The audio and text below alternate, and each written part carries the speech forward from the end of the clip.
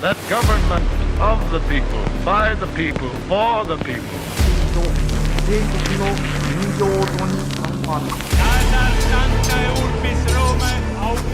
Да здравствует мир между народами. Урд минь Монголын удам хад, хойно минь Монголын хүчрхэг их мордчлог байваа. За сайн байцгаана уу эрхэм мөндөд үзэгчд болон сонсогчдоо. Тэгэхээр өнөөдрийн дугаараар нэлээд сонирхолтой бөгөөд маш том хэмжээний агуулгатай сэдвийн талаар ерөнхийдөө ярилцах болно. За энэ бол мэдээж хэрэг одоо Африк яагаад ядуу байгаа вэ гэдэг сэдвийн хүрээнд ярина гэсэн үг. Энэ сэдвийг ярихын тулд бол одоо Африк ТV-ийн түүхэн нөхцөл байдал, колоничлалын бодлого, геополитикийн хүчин зүйлс, неолиберализмын нөлөөлөл, за неоколоничлал гэх мэт одоо нэлээд өргөн сэдвүүдийн хүрээнд одоо өөрийнхөө хэмжээнд судалгаа хийж аль болох олон талаас нь бол харсны үндсэн дээр нэлээд их сэтгэл гаргаж өнөөдрийн дугаарыг бол бэлтгэж байгаа гэдгээ бол та бүхэндээ дуулгая. Тэгээд бас одоо өнөөдрийн дугаараа ингэж хүрэхээс өмнө яг би та бүхэн бас ихэнх нь бол мэдж байгаах нөгөө сувгийнхан 5 жилийн ойд зориулан гаргасан энэ за XX түүх буюу одоо хүн төрөлхтний фото түүх гээд номоо бас зарагдчих байгаа шүү гэдгээ бол дуулгах гээд тэгээ номныхын талаар бас янз бүрийн дэлгэрэнгүй тийм тайлбар сурталчилгаа бол одоо хийх нь баг илүүцс биз гэж бодож байна. Тэгээд манай зарим номнууд бол яг энэ зарим нэг хавцсан дээрээ ингээд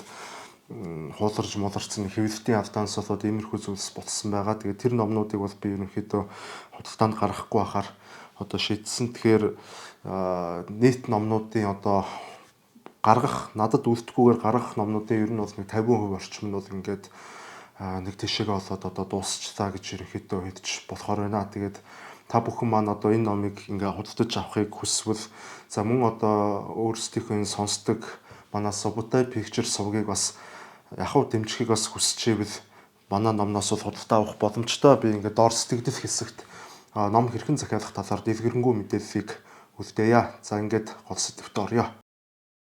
Тэгэхээр Африк твтэй бол хинч маргахгүй. Африк төв бол дэлхийд дээрх хамгийн их ядууралтай, хамгийн хоцрогдсон, за хамгийн баялагын одоо тэгш бус хуваарлалттай, хамгийн сул дорой ядуу буурай төв гэж бол аль бие ёсоор явагддаг. За хэдий тийм боловч Африк төв бол бас яалтчгүй хүн төрөлхтөн бидний бол хамгийн одоо эртний угшил гарал бол Африк твээс үүссэн гэж бол үздэг. Тухайлбал 3.2 сая жилийн өмнө амьдарч байсан анхны хүний одоо арга ясыг бол Африк твээс олж байсан.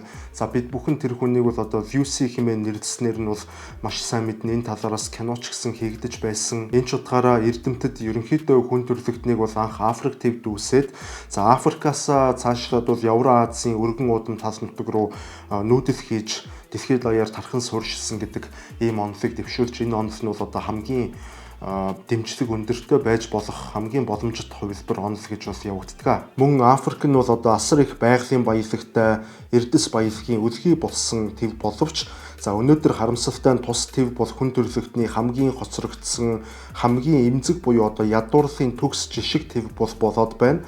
За тэнд дайн байлдаан ядуурлаас гадна боловсролын хүртээмжгүй байдал, за дэд бүтцийн хомсдол, их няраа эндэгдэл гэх мэтээр бараг одоо бүхий л сөрөг үзүүлэлтээр бол тэргүүлж байна. За гэхдээ энэ бүхэд ороотл нь басч гэж дан ганц тус твийн оршин суугчдын буруу гэж хэлж болохгүй.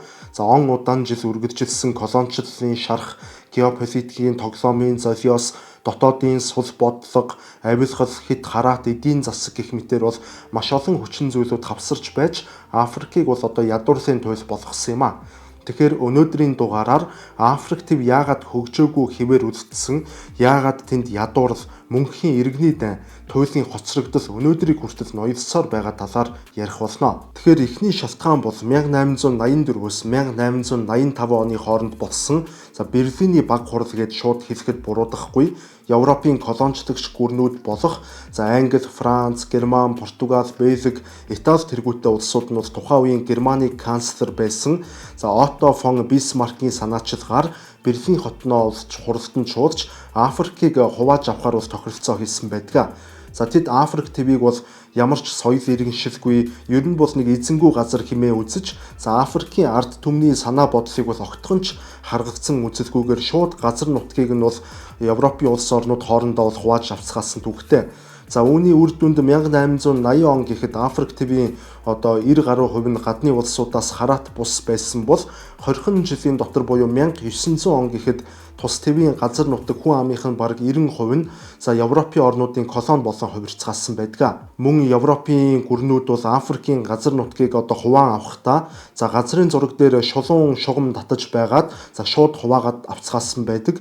За тэд газар нутаг хуваан авахдаа тэнд амьдарч буй ард иргэдийн угсаа гарвал омог хоорондын ялгаа хэв соёл зан заншлын одоо ялгаатай байдаг. За цаашлаад тэдний хоорондын одоо түүхэн дайсагнацал нэг нэгэндээ дуртай эсвэл дургүйг нь бол октоосоо харгалзаж үзэлгүйгээр шууд л одоо газрын зураг харж байгаад хуваачихсан гэж хэлж болно. За үүний улмаас Африк твийн одоо өөр хоорондоо дайсагнацдаг олон овог аймагуд нэг улсын одоо хэв дотор багтаж одоо мөн адил соёлтой одоо нэг хэлээр ярьдаг нэг үндэстнүүдийг хүртэл хоёр өөр улсад бол хуваасан бөгөөд за энэ нь бол Африкийн ард түмний дотор бүхэл бүтэн төв даяар бол одоо тогтворгүй байдал үүсгэсэн ноцтой үйл явдал болсон юм а.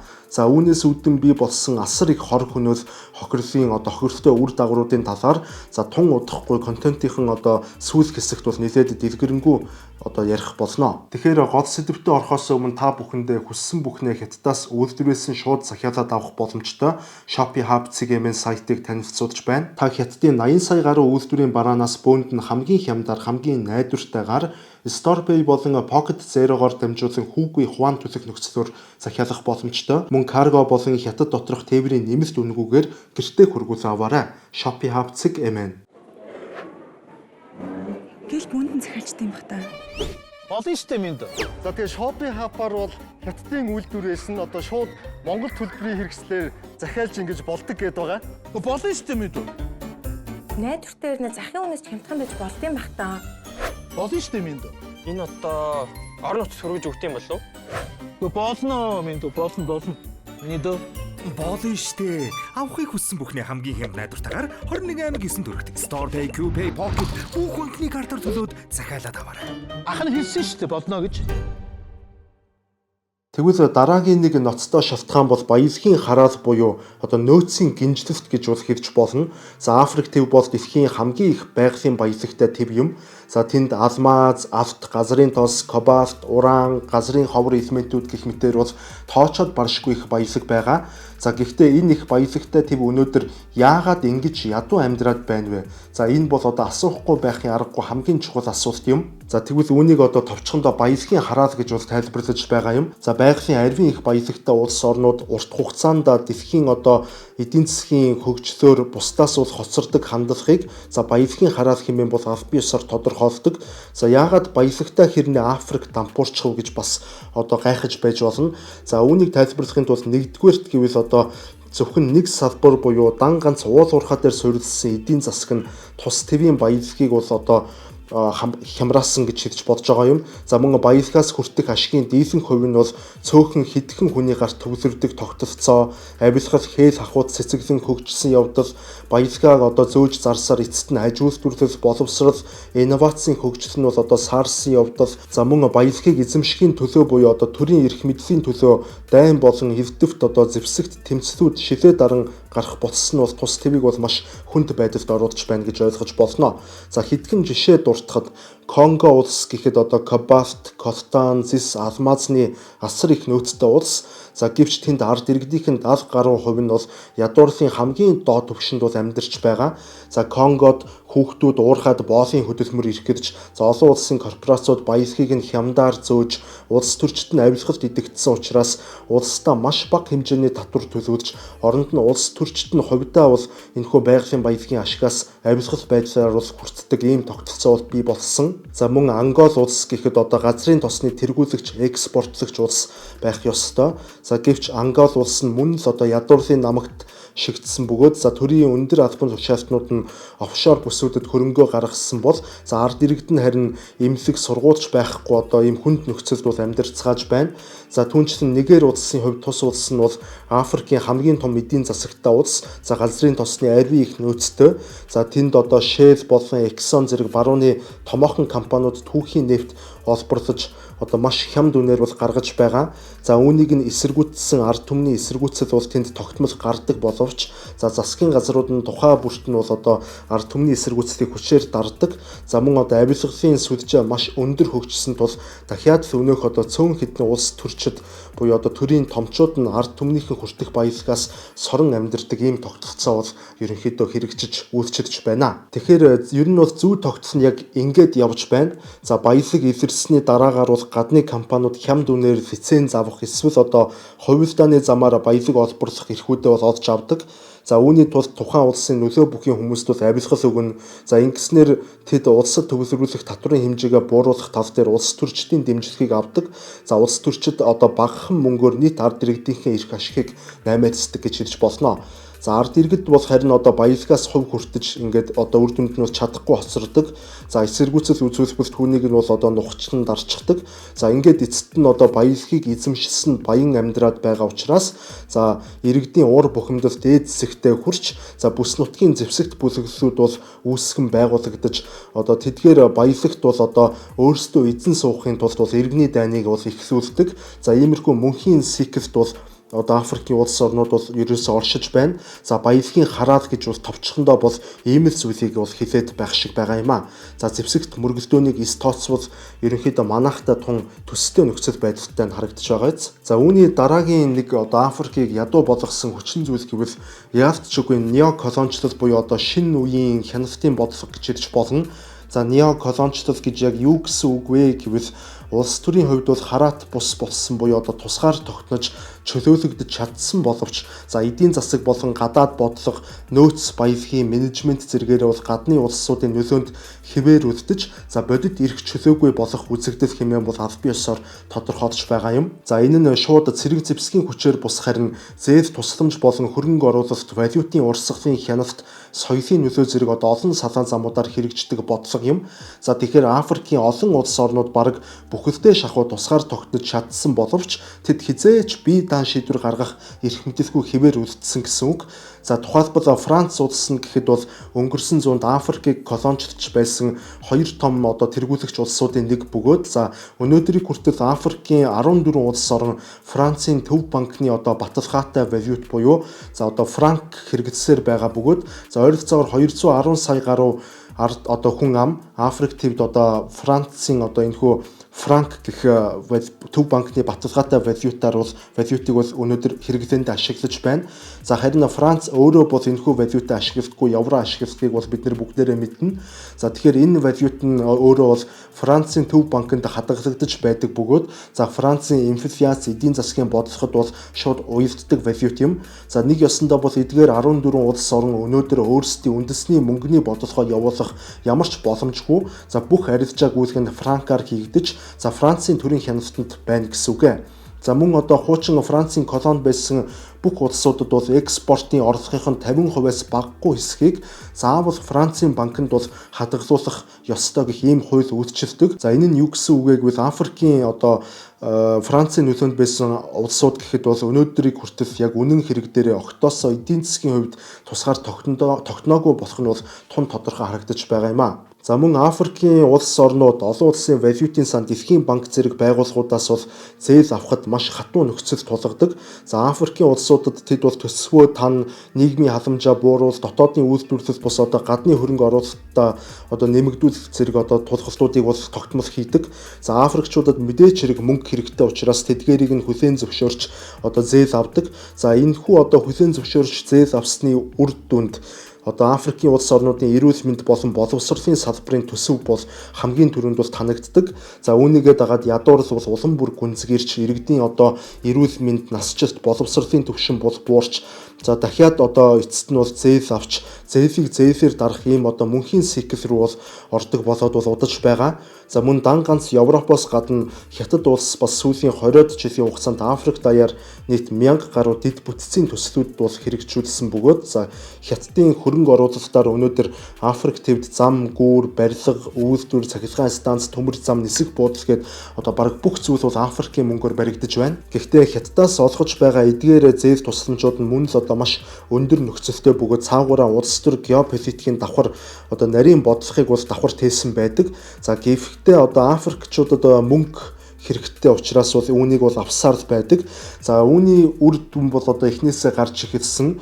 За тухайлбал Африкийн Жибути улсын хувьд ярихад бол энэ улс нь одоо Хятадаас авсан зээлээ төд чадаагүй улмаас өөрийн улсынхаа стратегийн чухал ач холбогдолтой далайн бомтой Хятадын одоо ардын чөлөөлөх армийн мэдэлд бол шиджүүлж өгсөн. За өнөөдөр одоо Хятадын тэнгисийн цэргийн бааз тэнд байрлах зөвшөөрлөө аваад байгаа. За мөн одоо Замби улсч ялгаагүй Хятадын мөнгөний авахнд бол Оросны улмаас үндэсний цахилгаан сүджээ. За мөн олон улсын нисэх буудлуудаа бол одоо барьцаанд тавьсан мэдээлэл бол цацагдаад байна.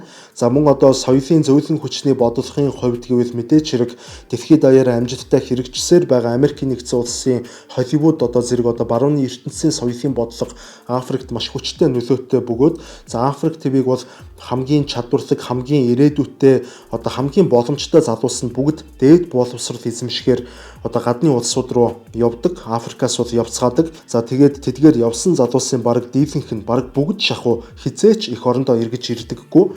За ингэснээр Африкийн дотоодын боловсон хүчин за хамгийн гол нь Африк ТV-ийн одоо дүр зургийг өөрчилж шинэ Африк ТV-ийн ирээдүг бол шинээр зурах боломжтой потенциалтай чадварлаг залуучууд нь бол Европ болон одоо Америк нэгдсэн улс, Канада зэрэг улсуудад үрд үлдснээр одоо Африк ТV-ийн боловсон хүчний нөөц бодлого бол тасарч оюунлаг ирээдүй одоо байхгүй болсноор тус төв гадны хараат байдлаас гарах боломж нь бас тэр хэмжээгээр багассаар байгаа нь бол хамгийн харамсалтай явдал байна. Тэгэхээр нэвтрүүлгийн дундуур та бүхэндээ хамтран ажиллагч байгууллага болох Авторгын хууль зүйн товчоогоо танилцуулж байна. За та бүхний маань нэлээдгүй хэсэг нь бол одоо энэхүү Авторгын хууль зүйн товчоог маань хэдийнэ мэддэг болсон байх. За иймээс та бүхэнд болон та бүхний аж ахуй нэгж компанид ямар нэгэн байдлаар хууль эрх зүйн тусламж зөвлөгөө хэрэг болвол Авторгын хууль зүйн товчоонд хандаарай гэж зөвлөе. Тэгвэл Африкийг дороотуулж буй дараагийн нэг хүчин зүйл бол авилгал ба дарангуйлал юм. За Африкийн ихэнх улсууд он удаан жил гадны колоничлолт байж байгаад за 1950-аас 70-аад оны хооронд ерөнхийдөө тусгаар тогтнолуудаа олж авцгаасан байдаг. За хэдийгээр тэд тусгаар тогтнолоо олцгоосон боловч тэдэнд ямар ч бодлого боловсруулдаг тийм төрийн институт гэж байгаагүй. За иргэдийн оролцоон дээр суурилсан ардчилсан соёл гэж бол байсангүй. За эд тод хариуцлагатай төрийн тогтолцоо гэж бас юу ч байсангүй. За өмнөх цагийн колоничлогчид зөвхөн тэдний баялагийг сорохын тулд ажиллаж байснаас биш. За Африкийн улс орнуудад бол урт хугацааны төрийн менежментийн ур чадварыг бол огтоосоо зааж сургаагүй юм. За ингээд нэгдсэн төрштэй байж үзээгүй Африкийн олон улс үндэстнүүд тусгаар тогтнолоо зардсныхын дараагаар тэд маш амархан авилгалын сүлжээнд бол эзлэгдсэн байдаг. За Африкийн энэхүү авилгалын сүлжээ маш аимшигтай бөгөөд за ганцхан жишээ дуртахад 2015 онд Нигер улсад газрын тосны экспортын 20 тэрбум долларын орлого бол ямар ч уул мөргүй ор сурггүй алга болсон байдаг. За энэ мөнгө бол мэдээч авилгалын сүлжээ буюу нөгөө шудраг бусын хонглоор ороод хаа нэг тийшээ офшороор гарсан нь бол ойлгомжтой. За мөн 2018 онд Замби улсад бол Дани улсаас тусламжаар орж ирсэн 42 сая доллар бол сургаггүй алга болсон явдал гэх мэтчлэн бол одоо маш олон жишээнүүдийг дурдж олно. За мөн түрүүн хэлсэнчлэн Африкийн улс орнууд тусгаар тогтнох үедээ за улс орон төр засгийг удирдах ямар ч менежментийн ухаангүй байсны улмаас за тэнд маш богино хугацаанд авилгалаас гадна дарангуйлал бол тогтсон байдаг. За Африкийн маш олон удирдагчид 20-с 40 жилийн турш ерөнхийдөө төрийн эрх бол барьцгаасныг бол одоо статистикаас харж болно. За улмаар тэнд төрийн эрх мэдэл ард түмний төлөө бус. За харин удирдагч болон одоо удирдагчийг тойрон хүрээлэгсдийг одоо хамгаалахын төлөө хэрэгждэг болон хувирсан юм. За жишээ дурдвал бол одоо Зимбабwe улсын төрийн тэргүү алсан Роберт Мугаби одоо тус улсыг 37 жилийн турш удирдсан. За тэрээр энэ хугацаанд төрийн бүх өмчийг за төрийн гэлтгүй бас хувийн өмчүүдийг ч ялгаагүй бүгдийг нь хурааж авч зөвхөн өөрийн одоо ихтгэл хүмүүстэй бол хувааж өгсөн. За ингэснээр зөвхөн Роберт Мугабигийн эргэн тойрны хүмүүсэл тус улсад цорын ганц мөнгөтэй хүмүүс болон хувирсан байдаг. Түүнчлэн 1971-ээс 1979 оны хооронд Уганда улсыг одоо засагласан Иди Аминыг бас дурдж болно. За тэрээр өөрийн улсад бол 300 мянга гаруй хүний амийг хөнөөж дэлхийн хамгийн харгиц дарангуулагчдын нэг бол болсон. За мөн Гвиней улсын ерөнхийлөгч одоо Теодоро Обиана гэдэг хүнийг бас дурдж олно. За тэрээр тус улсын төрийг 1979 оноос эхлэн өнөөдрийг хүртэл бол барьсаар байгаа өгөөд албан ёсоор дэлхийд дээрх одоо хамгийн удаан хугацаанд засагдж байгаа ерөнхийлөгчөөр тодорхойд байна. За энэхүү Африкт бол авилгал болон дарангуйлал хоёр хосолдсноор одоо гадны шударга хөрөнгө оруулалтын сувгууд бол бүгд хаагдаж, за аж үйлдвэрлэлийн салбар уналтанд орж, залуучууд нь ажилгүй боловсралгүй болцоож, за зэвсэг тэмцлүүд бол мөнхөд үргэлж ирж, эцэст нь залуу үед тэр чигтээ сэтгэл готролд орж, за улмаар гадаад улсууд руу дөрвөн зүхтах, эх орноосоо зүхтахыг мөрөөдөх ийм л одоо үр дагаврыг бол авчирчсан байгаа юм а. Тэгвэл дараагийн нэг шалтгаан гэвэл одоо боловсрал болон технологийн хоцрогдол гэж хэлж болно. За боловсролын хүртээмжгүй байдал хоцрогдсон нь бол альва улсын ирээдүйг гинжидж буй одоо чимээгүй гинжин хэлхээний сүрэл гэж бол хэлж болно. За 2023 оны байдлаар гэхэд Сахарын цөлөөс өмнөд хэсэгт орших одоо нийт Африк даяар 50 сая гаруй сургуулийн насны хүүхдүүд октоосоо сургуульд явж чадахгүй ийм байдалтай байгаа тоо мэдээлэл бол байгаа. За мөн Африк даяар насанд хүрэгчдийн дунд бичиг үсэг тайлагдсан одоо үзүүлэлт 65% байгаа бөгөөд за зарим улсуудад бол бүр хямралын хэмжээнд буюу 30% байдаг. За Африкт охидын хувьд одоо бүр ч илүү хүнд хэцүү бөгөөд эрэгтэй хүүхдүүдийн боловсролд хамрагдахаас бол 15-аас 20% бол бага байдаг. За тэгвэл яагаад одоо гэдэг асуулт бол хамгийн чухал. За яагаад гэвэл үнэхээр сургууль хүрэлцдэггүй. За азчлагдсан тосгодуудад сургууль байдаггүй. За сургууль битүүл одоо бүр багшч байдаггүй.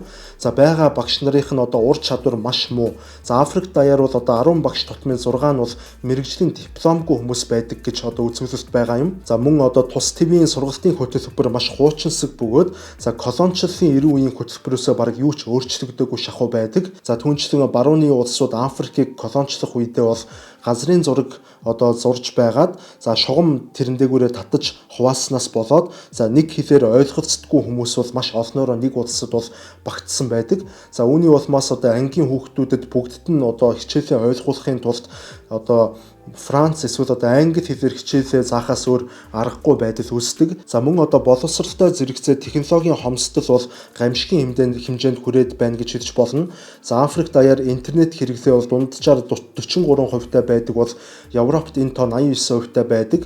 За мөн тус твийн сургуулиудын 70 орчим хувь нь бол сургуультаа ганц ч компьютергүй буюу за үүний улмаас одоо код бичих, програм хөгжүүлэлтийн мэрэгжилтэн тус твд одоо баг байдаггүй гэж хэлэхдээ бол одоо нэг их буруудах зүйлгүй. За гэхдээ одоо гар утасны хэрэглээ бол арай өндөр байдаг ч за тэд голдуу одоо Facebook, TikTok, WhatsApp зэрэг аппликейшнуудыг одоо хэрэглэхээс өөр зүйлд бол утас ашигладаггүй. За ингээд Африкт өнөөдөр шинэ үеийн залуусыг одоо цоорхоо үеийнхэн хэмээн бол нэрлэж байгаа юм. За энэ нь юу гэсэн үг вэ гэвэл нэг ёсондоо бол за ямар ч боловсралгүй, технологийн чадамжгүй, ажилгүй, итгэл алдарсан бүхэл бүтэн нэг үеийнхэн өсөж өндийсэн гэсэн үг. За харин боловсралтай залуус нь гадагшаа гараа явчихсан. За Африкийн хамгийн боловсралтай залуус нь баг бүгд шахуу Канада, Америк нэгдсэн улс, Европт бол өнөөдөр амьдарцгааж байна. За үүнээс болоод эдийн засаг нь бол одоо Африкийн эдийн засаг нар үзэх шинж бол огт алга. За сургуулгүй, мэрэгжилгүй үеийнхэн одоо нас бид хүрээд бол ажилгүйчүүдийн игнэг бол тэдж байна. За ажилгүй бол одоо мэдээч орлогогүй. За орлогогүй бол ямар ч хэрэглээ байхгүй. За хэрэглээ байхгүй бол одоо эдийн засгийн эргэлт одоо бүтээмжийн үйлдвэрлэл үүнийгээ дагаад байхгүй болно гэсэн үг. За ингээд одоо бүтээгч анги буюу бүтээгч давхарга байхгүй бол улс орон хөгжих ямар ч боломжгүй болон хувирдаг. За харин хаа очиж одоо Африк дундаа Руанда улс бол одоо ганцаараа шахуу 2000 оноос эхлээд боловсрол технологийн салбарт бусдаас арай онцгой анхаарсан. За үүнийхээ хүчинд Руанда нь одоо бүс нутагта дижитал төрийн системийн бодлогоор бол тэргүүлэгч буюу дотоодын IT салбарын стартапуудтай бол бодж чадаад байна. За Руанда улс нь өөрөөр хэлбэл ирээдүйдээ хөрөнгө оруулалт хийснээр төв дотроо одоо тэргүүлэгч улс нь болж 20 жилийн дараа тэргүүлэгч улс болж чадаж байна гэсэн үг ээ. За тэгвэл одоо маш чухал сэдв болох дотоодын зөрчил, омог хоорондын тэмцлийн талаар ярих цаг ирлээ. За түрүүн хэлсэнчлэн Европчууд тус твийг колоничлохдоо газрын зураг дээр одоо шугам татаж байгаад хувааччихсан гэж бол ярьсан. За харамсалтай нь тэд үүнийг хийхдээ Африкийн одоо омгийнхны бүтэц угсаатны хоорондын ялгааг бол одоо өчүүхэн ч харгалзаж үзээгүй юм. За үүний улмаас одоо хоорондоо дайсагнагч омгууд нэг улсын хэд дотор багтаж за улсынхаа эрх мэдлийг авахын төлөөх дотоодын тэмцлийн үндсэн суурь шалтгаан бол тухайн колоничлалын үед бол тавигдсан байгаа юм. За колончлын он жилүүдэд Европчууд Африкт ихэвчлэн зарим омгийнхныг одоо бусад омгоос нь илүү дээгүүр тавьж за нэг омгийнхны гарт бол одоо дотоодын хяналтын эрх мэдлийг өгч одоо нөгөө омгуудыг нь одоо үл тоодог байсан. За үүний улмаас нэг омгийнхан ерөнхийдөө даван гарч нөгөө бусад омгууд нь харин өөрсдийгөө дарлагдаж байна гэх одоо үзэл маш хүчтэй газар авч за тэдний хоорондын зөрчил бол он удаан жил одоо дотроо бол хоримтлагдсаар байсан гэсэн үг ээ. За үүн дээр маш сонгодог жишээ дурдъя. За Бельгийн колончлогчид өөрсдийн Африк дахь Тууцын угсаатнуудыг бол одоо ариун цустай хэмээн бол хошигруулан дэмжиж байсан байгаа юм. За гэвч колончлол задарч тусгаар тогтсны дараагаар Тууцын нар бус харин Хууту нар бол эрх мэдэлд хүрснээр за Бельгичүүдийн дэмжлэгээр одоо колончлын үед даван гарч байсан Тууцын угсаатнуудаас бол өшөө хавч эхэлсэн байдаг. За энэхүү аимшигтай хядлага бол 1994 онд болсон бөгөөд за Хууту омгийнх нь нийт 800 мянга гаруй Тууцын угсаатны хүмүүсийг яг 100 хоногийн дотор бол хядаж устгасан бөгөөд за Руандагийн аимшигт геноцид хэмээн бол түүхэнд үлдсэн байдаг. За мөн колончлын он жилүүдэд арай дээгүр эрх идэрч буй омгийнхан одоо бүх боломжууд, бүх давуу талуудыг өөрсдийн омогт бол төвлөрүүлж за бусад омгуудыг системтэйгээр хэд соёл, боловсрол болон бүх давуу талуудаас нь бол тусгаарлаж доош нь хийдэг байсан. За үүний улмаас Африкийн олон үндэстний дунд бол аймаг болон угсаа хоорондын итгэлцэл бол үндсэндээ байхгүй болж нэгээ үдцэн ядах, нэгнээс өс хонзон авах ийм хандлага бол ноёлсон байдаг. За ингээд эцэст нь энэ бүхэн нь иргэний дайнд хүргэсэн. Тэгвэл одоо үүнтэй холбоотойгоор бас нэг хитэн жишээ дурдъя. За 1967 онд Африкийн Нигер улсын мэдэлд байсан Ибо омгийн нутаг дэвсгэрт бол асар их хэмжээний газрын тосны нөөц илэрсэн. За үүний дараагаар Ибо омгийнхан бол Нигер улсаас тусгаар тогтнож буйгаа бол зарласан. За гэхдээ Нигер улс бол мэдээч хэрэг үүнийг нь бол хүлээн зөвшөөрөөгүй. Тэд нэр газрын тосны энэ их нөөцөө бол Ибо омгийнхан дөгөөд тусгаар тогтнуулахыг бол хүсээгүй мэдээж. За ингээд 3 жилийн турш цус асгаруулсан дайн ихэлсэн. За энэ дайны үр дүнд 1 сая гаруй хүн амиа алдаж 3 сая хүн эх орноосоо дөрвөж за эцэст нь Нигерийн засгийн газар ялалт байгуулснаар за Ибо омгийг хүчээр бол өөртөө нэгтгэсэн түүхтэй. За гэхдээ Ибо омг нь яг үнэндээ бол одоо өөрсдийн газар нутаг дээр хэдэн мянган жил амьдарч ирсэн өөр хэл соёлоор бол ярьдаг хүмүүс байсан. За тэдэнд Нигерийн нэг хэсэг болон амьдрах ямар ч үндэслэл байгаагүй. За гагцгүй Европчууд одоо Европын колончлогчид газар нутгаа хувааж тасдаж авч байх үедээ за тэднийг хамтд нь бол нэг багцад оруулснаас болоод өнөөдөр Ибо одоо омгийнхан буюу Ибо үндэстнүүд Нигерчүүдийн дарлагт одоо тэднийг дарлагч анги хэмээн харж одоо яаж чадахгүй одоо хүчээр түрэмгийлүүлсэн байдалд амьдарч байх жишээтэй. За мөн одоо манай энхийг сахиулагчид бол олноороо явж албан үүргээ гүйцэтгэдэг одоо өмнөд Судан улс гэж байна. За Суданд бол одоо уламжлалт ислам шашинтнууд төр барьж эхэлсэн. За тэд төр барьж эхэлсний дараагаар Христ шашинтнуудаа хит хавчснаас болоод үндэстэн хоорондын одоо хагарал шашин хоорондын мөрөгдөлтөөн үүсэж за Судан улс бол хоёр хуваагдсан түүхтэй. За ингээд 2011 онд Судан улс хоёр хуваагдсан боловч за өнөөдрийг хүртэл тэнд бол тасралтгүй иргэний дан үргэлжилсээр байна. За цэнхэр малгайтай нэгдсэн үндэсний байгууллагын цэргүүд бол тэнд энхийг сахиулж байгаа. За түнчлэн одоо Европчуудын энэхүү замбраагүй хуваалсан явдлаас болоод өнөөдөр Африкийн улс орнуудын улс төрийн намууд хүртэл одоо омгийн суурьтай хэвээр үлдсэн. За улс төрийн намууд үндэсний эв нэгдэл бус харин за өөрийн омог бүс нутгийн ашиг сонирхлыг хамгаалах тэм төлөөний байгууллага болон хувирсан. За ингэснээр сонгуул нь бараг л одоо омог хоорондын зөрчлийн үндэс болдог. За ялагдсан омгийнхан өөрсдийгөө гадуурхагдсан хэмээн үзэж одоо үүнийгээ хүлээн зөвшөөрөхгүй тул зэвсэг барин тэмцэж ингээд дахиад иргэний дайн бол ихэлдэг ийм одоо цикл бол тэнд үүдчилж байна. За эцэст нь буюу одоо хамгийн сүүлийн хүчин зүйл бол гадны нөлөөтэй төрийн эргэлтүүд гэж хэлж болно. За 1950 оноос хойш Африк төвд нийт 200 удаагийн төрийн эргэлт бол гарсан. За зөвхөн 2020 онд гэхэд бол нийт 7 удаагийн төрийн эргэлт болсон байх жишээтэй. За гэхдээ эдгээрийн ихэнх нь гадаадын улс орнуудын одоо шууд болон шууд бус оролцоотой буюу за гадны дэмжлэгтэй гадны бодлогын дор болсон төрийн эргэлтүүд бол байдаг. За Францын колони байсан улс орнуудад гэхэд өнөөдөр Францын цэргийн баазууд байрлаж Францын улс төр бизнесийн элитүүд за тэдгээр улсуудад шууд бус байдлаар төрийн эрхийг бол барьцгааж байна. За ингэснээр Францын эсрэг үзэлттэй нам эвсэл улс төрийн хүчин за эсвэл зэвсэгт бүлэглэл гарч ирсэн тохиолдолд за францчууд тэдгээрийг бол одоо бодлохоор хүчгүйдүүлэн дарж авч байгаа юм. За гэхдээ Францын нөлөөнд байсан Мали болон одоо Буркина Фасо, Нигер зэрэг улсуудад бол төрийн эргэлтүүд гарснаар Францын нөлөөнд байсан төр засаг бол нуран унаж, за цэргийн дэглэмүүд бол одоо тогтож байсан жишээтэй. За мөн Америк нэгдсэн улсыг ч гэсэн одоо 20 дугаар зууны дунд үеэс хойш Африкт одоо стратегийн нөлөөгөө нэмэгдүүлэх бодлого хэрэгжүүлсэн гэж үздэг. За жишээлбэл 1961 онд Конгод ардчилсан сонгуулиар сонгогдсон Патрис Лумамба гэх ерөнхийлөгчийг за CIA-ийн дэмжлэгтэйгээр хөнөөсөн гэх олон баримтууд бол байдаг.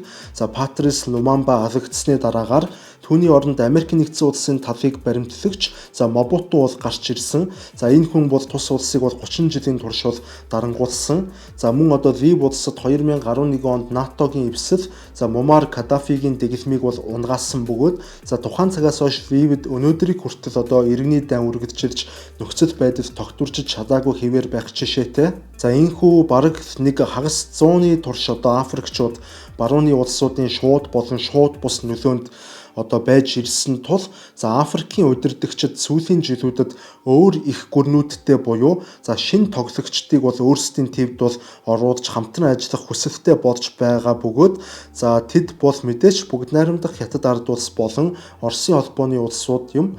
За Африкийн улс орнууд бараг твэрээ шахуу энэ хоёр улс руу геополитикийн маш том одоо хазаалт буюу шилжилт хийж байна гэж харагдаж байна.